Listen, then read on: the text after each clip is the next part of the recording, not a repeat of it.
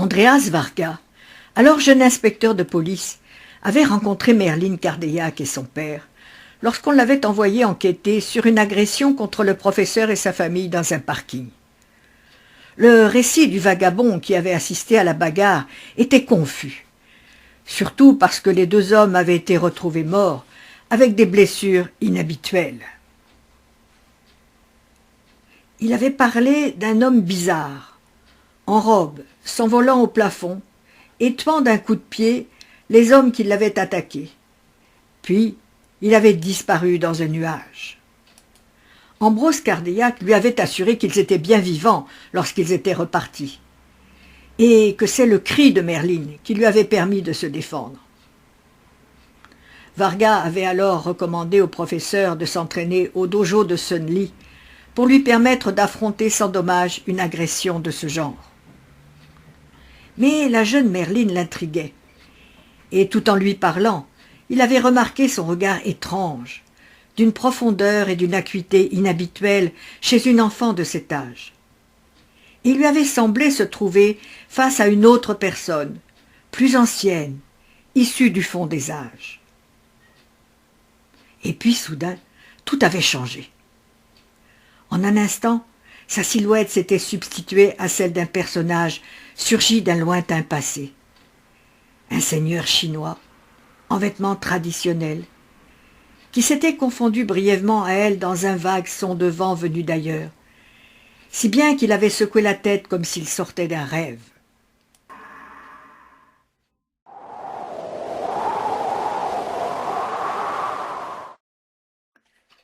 Depuis lors, cette image de la jeune fille qui avait changé brutalement de personnalité ne cessait de le hanter. Surtout après avoir appris comment elle avait fasciné les quelques personnes présentes au dojo de Sun Li ce jour-là, lorsqu'elle avait affronté Maître Chang. Mais qui était ce bel homme chinois en costume ancien, apparu un instant auprès d'elle? Et surtout, qui était vraiment Merline Cardeillac? Ambrose Cardeillac s'était rendu au dojo de Sun Li avec Merline, quelque temps plus tard, dans le quartier chinois. Merline, très en avance pour son âge, se préparait à entrer dans une grande école d'ingénieurs en électronique, car elle était fascinée par les robots. Elle laissa son père discuter avec Maître Chang, qui les avait accueillis sur la recommandation d'Andreas. Puis elle passa de salle en salle, et s'attarda dans l'une d'elles où les compagnons de Varga venaient s'entraîner eux aussi. « Je voudrais m'entraîner ici », déclara-t-elle lorsqu'ils la rejoignirent. « Nous avons un cours pour les jeunes filles », commença Maître Chang. « Je ne veux pas suivre un cours de jeunes filles, mais celui-là, dit-elle d'une voix ferme. « Vous n'êtes pas au niveau de ces hommes, commença Chang d'un ton impatient. « Je vais combattre, maintenant, déclara Merline en mettant ses lunettes dans sa poche et en fixant Chang d'un regard transparent, comme un feu glacé. « Avec l'un des meilleurs, vous, Maître Chang, dit-elle en enlevant sa jupe et son chandail pour se retrouver en tenue de combat blanche. Déjà au centre de la salle, elle fit face au maître qui hésitait entre colère et résignation, d'avoir à donner une leçon cuisante à la jeune fille en présence de son père. Après le salut rituel qu'elle semblait connaître, ce fut elle qui engagea, et l'étrange ballet commença, dessinant des figures d'attaque, danseuse aérienne dans l'air, ses pieds ne touchant pas le sol. Et Chang fut tout occupé à sauver son honneur, face à la jeune fille qui se montrait aussi forte que lui dans l'art du combat. Elle semblait passer au-dessus de sa tête comme une flèche, et il s'épuisait à la chercher sans même parvenir à l'effleurer. Sun Li arriva, à l'instant où elle cueillait Chang, telle une tornade pour l'envoyer dans les airs et atténuer le choc, comme il s'écrasait sur le sol aux pieds de Sun Li. « Sun, fit Chang, je crois que tu as trouvé un maître, dit seulement Sun Li avec un étrange sourire. C'était un bel homme, plutôt grand pour un oriental, dont le visage portait un mélange des races chinoises, caucasiennes et tibétaines dont lui avait parlé Varga. Sun et Merlin se regardèrent un long moment. « Viens, dit-il alors en tendant la main vers elle. Merlin s'éloigna avec lui, et Ambrose ne sut jamais ce qu'ils s'étaient dit ce jour-là. Mais ils continuèrent à s'entraîner seuls et en secret. Merlin obtint ses diplômes devant un parterre d'examinateurs médusés et dépassés par ses connaissances. Et elle fut engagée, comme elle l'avait demandé, pour seconder son père au poste de direction des recherches spatiales, et se spécialisa dans la recherche en robotique. À l'aube de ses 18 ans, elle fut ainsi la plus jeune savante du service européen de recherche spatiale.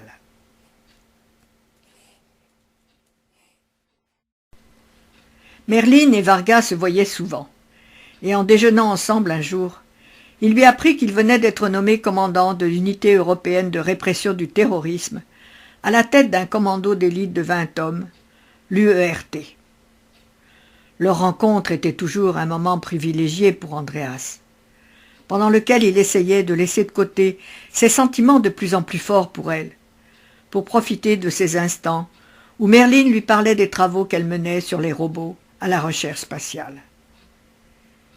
Ils avaient déjeuné ce jour-là non loin du garage de Luigi, où Merlin avait laissé sa voiture en réparation, et elle l'interrogea sur le recrutement de ses hommes. « Tu as tes 15 hommes, Andreas ?»« J'en ai 20 en fait. Il me faudra choisir, hélas. » Ils quittèrent le restaurant par un temps couvert et gris, et Vargas soupira. « Nous devons nous rendre sur une base militaire pour sauter en parachute, et j'espère que le ciel va s'améliorer demain. Je t'attends devant le garage de Luigi, et je vais rejoindre le groupe. » Merlin entra par la porte de côté, en voyant le rideau de fer du garage encore baissé. Et dans le couloir sombre, elle fut tout de suite en alerte, lorsqu'un homme surgit au bout du passage, poignard en main, et se précipita vers elle. Il n'eut pas le temps de la toucher qu'une violente douleur lui traversait bras et nuque, et il fut projeté à travers la porte qui vola en éclats, jusque sur le trottoir où il s'écrasa, mort, près de la voiture de Varga. Andreas, qui attendait le signal de Merlin, se précipita arme au poing. Deux hommes faisaient face à un étrange personnage sorti du néant. Un Chinois en costume traditionnel. Celui qu'il avait aperçu des années auparavant derrière Merlin chez son père. Et Andreas secoua la tête comme s'il était dans un rêve. Il n'eut pas le temps de les mettre en joue que l'action s'accéléra. La silhouette partit comme une catapulte à la rencontre des hommes, dont le visage ne fut plus que bouillie sanglante tandis qu'ils gisaient à terre. Médusé, Varga comprit que ce n'était pas Sun Li qui avait enseigné à Merlin à se battre ainsi. Il comprit aussi pourquoi personne n'assistait jamais à leurs séances d'entraînement. Car Merlin était une véritable bombe meurtrière si on l'attaquait. Ce qui avait dû se passer déjà dans le parking où son père avait dit avoir réussi à combattre les deux attaquants de sa famille. Il l'avait toujours soupçonné. Et il en avait la preuve sous les yeux. La silhouette du Chinois s'était évaporée pour laisser Merlin debout, au milieu du garage dévasté. Et Andreas crut avoir rêvé.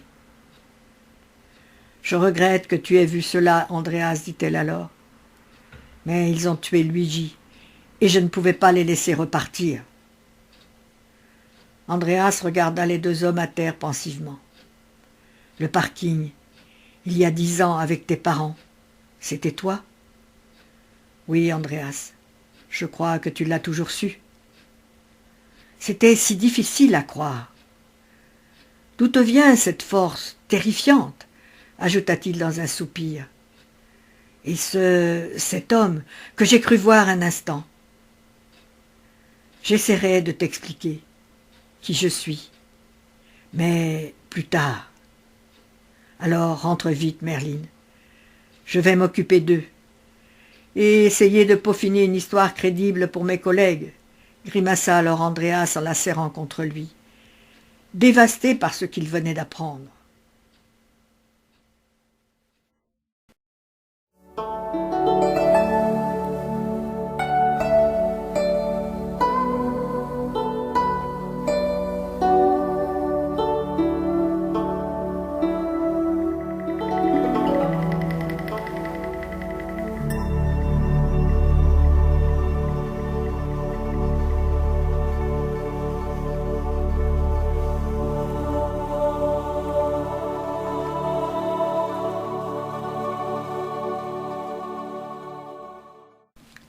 Quelques semaines plus tard, Merlin prit la Repsa électrique que venait de lui offrir son père, un cadeau installé avec précaution sur la banquette arrière.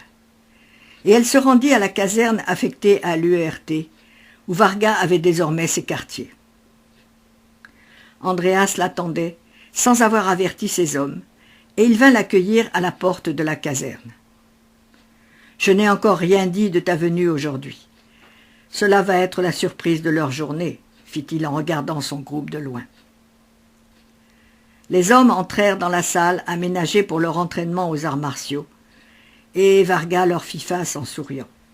« Voici votre nouveau professeur, » fit-il en désignant Merlin, avec un rien de malice devant leur regard. « Mais c'est une jeune fille, » dit l'un d'eux, « presque une enfant. »« Messieurs, » fit Varga d'une voix ferme. Et ces hommes comprirent qu'il ne plaisantait pas et qu'il fallait mieux l'écouter. Cette jeune fille va vous enseigner des choses que vous ignorez encore, et je pense que vous aurez changé d'avis à son sujet dans quelques instants. Merlin les attendait au milieu de la salle, droite, toute blanche, presque immatérielle, et sa présence, qui irradiait quelque chose d'impalpable et de dangereux, commença à impressionner le groupe. « Voulez-vous tous vous masquer ?» demanda-t-elle. Ils enfilèrent une cagoule que leur tendit Varga, et Merlin s'approcha d'eux et leur toucha la main. Sidérés, ils parurent électrisés lorsqu'elle donna à chacun le nom ou le surnom qu'ils portaient.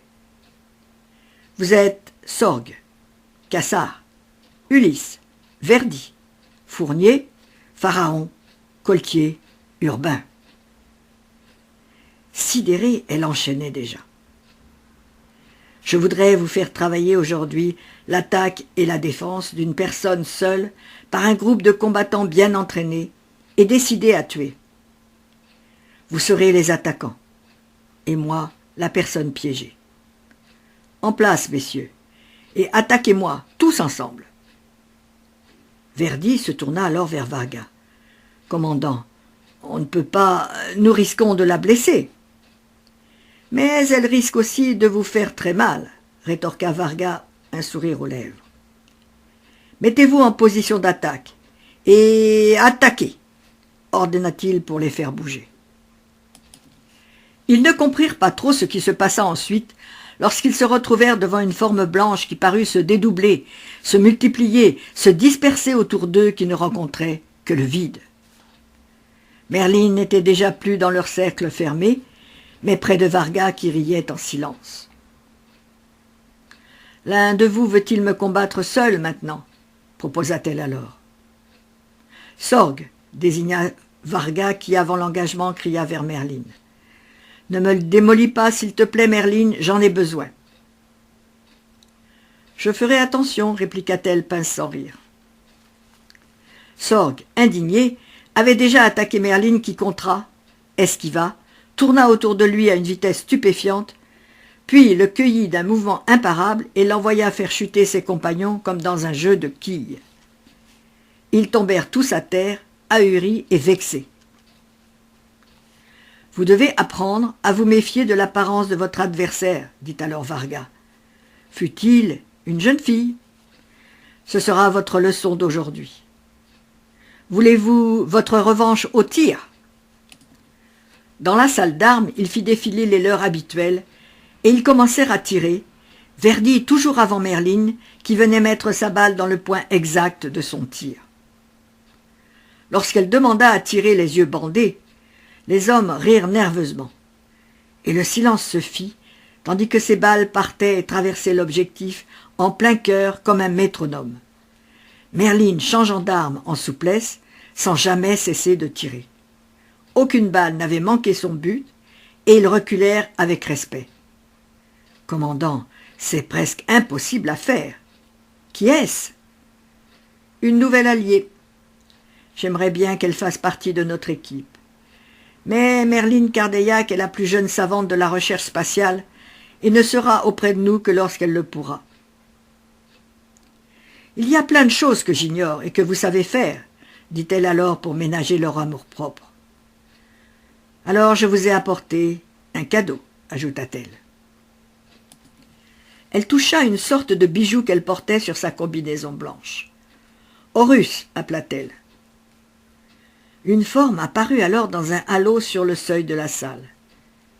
Une sorte de robot en forme de soleil rond et doré, pourvu d'antennes comme des flèches, et monté sur un socle qui tournait en avançant à environ 1 mètre du sol. Horus, dieu solaire de l'ancienne Égypte, ne put s'empêcher de frémir Pharaon, égyptologue passionné. « C'est bien cela, répondit Merlin, tandis qu'Horus avançait à sa rencontre, en émettant un son bizarre, une voix métallique. « Que dois-je faire » demandait-il. « Tu es le cadeau que j'offre au groupe de l'URT, répondit Merlin. Tu veilleras désormais sur la sécurité de ces hommes. Va, et identifie-les tous. » Horus se mit en mouvement et s'approcha de chacun d'eux en commençant par Andreas Varga. Une lumière bleu pâle, phosphorescente, entoura alors le chef du groupe, et le robot passa ainsi devant chacun des hommes, qui l'enveloppa d'une lueur un peu spectrale. « Identification terminée » annonça-t-il alors. « Vous voulez dire qu'il nous a réellement reconnus ?»« Essayez, dit Merlin. Approchez-vous de lui. » Urbain, inscrivit Horus sur son écran. Passage autorisé. Cela veut dire qu'Horus va désormais vous protéger. Tous. Vous avez été identifiés dans sa mémoire. Il restera en faction devant la porte de la caserne comme une sentinelle, et vous seul pourrez rentrer. Tout étranger, tout intrus sera arrêté. Voulez-vous maintenant une démonstration de déminage et d'élimination ? Horus, viens avec nous. Verdi, à la demande de son chef, apporta 2 sacs de sport qu'il alla déposer sur l'emplacement réservé au tir dans les champs et fit reculer ses compagnons. La charge n'est pas très forte, mais abritez-vous tout de même, je ne sais pas ce qu'Horus peut faire.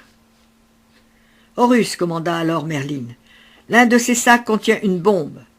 Désamorce-la et fais sauter l'autre. Horus rampa au ras du sol en silence. Puis il émit une sorte de sifflement. Une projection de lumière baigna les 2 paquets, et il se dirigea sans hésiter vers celui qui contenait la bombe.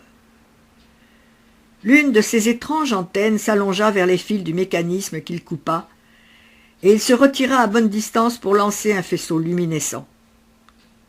Le sac explosa alors qu'Horus était déjà revenu vers Merlin. Mission terminée. Vous êtes la plus étonnante personne qu'on ait vue depuis longtemps, s'écria Verdi dans un élan d'enthousiasme. Merlin est la fille du professeur Cardeillac, expliqua alors Varga à ses hommes médusés.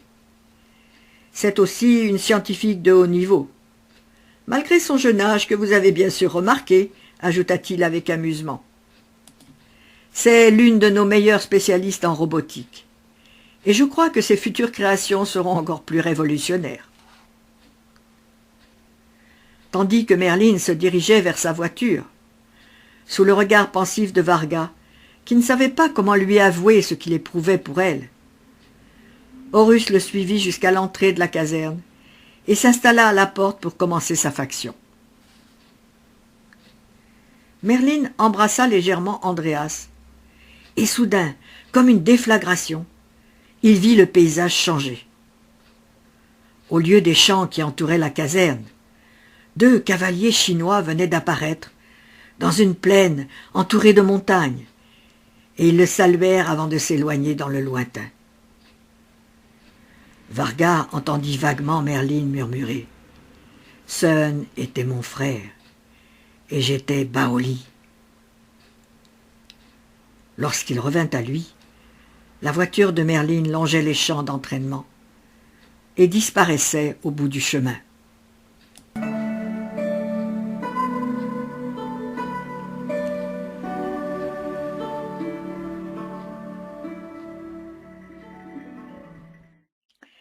Il crut alors apercevoir la silhouette d'un bel homme chinois en vêtements de l'ancien temps, qui la suivait en planant dans le ciel, toujours accompagné de ce bruissement du vent qui venait des plaines lointaines aux confins de la Chine et de la Mongolie.